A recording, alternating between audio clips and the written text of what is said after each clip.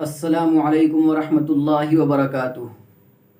معزز ناظرین کرام، وہ کیا صفات ہیں جن کے آدمی میں پائے جانے کی وجہ سے زکوٰۃ اس پر جو ہے وہ فرض ہو جاتی ہے؟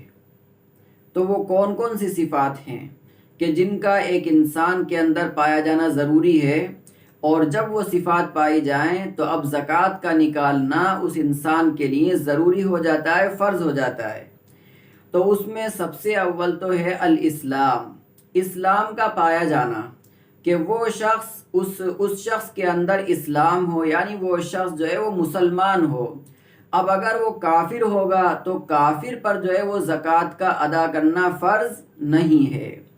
اور جو دوسری شرط ہے یا دوسری جو صفت ہے جو ایک انسان میں جس کا پایا جانا ضروری ہے، وہ ہے الحریہ، آزادی کا ہونا، کہ وہ انسان آزاد بھی ہو، غلام نہ ہو۔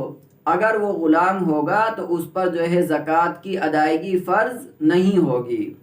اسی طرح تیسری جو صفت بیان کی ہے کہ جس کا آدمی میں پایا جانا ضروری ہے، وہ ہے البلوغ، بالغ کا ہونا۔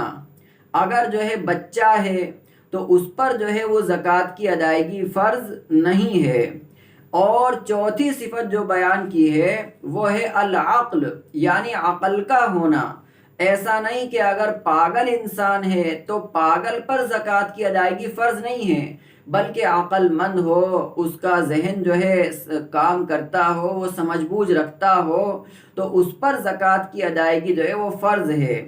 اور ایک آخری صفت اور بیان کی وہ یہ کہ اس کے پاس جو ملکیت ہے اس پر اس کا پورا قبضہ ہو، کہ اگر جو ہے پورا قبضہ اس کا نہیں ہوگا، ملکیت تو اس کی ہے لیکن وہ کسی کو دے رکھی ہے، اس ملکیت پر اس انسان کا قبضہ نہیں ہے، تو پھر ایسے شخص پر زکوٰۃ کی ادائیگی فرض نہیں ہوگی۔ بلکہ جب ملکیت بھی اسی کی ہے اور قبضہ بھی اس کا ہے، وہ اسی کے پاس ہے، تو ایسی صورت میں اس شخص کے لیے زکوٰۃ کا ادا کرنا فرض ہوگا۔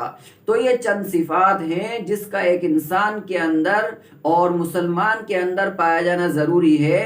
جب یہ صفات پائی جائیں گی تو اب اس پر زکوٰۃ کا ادا کرنا فرض ہوگا۔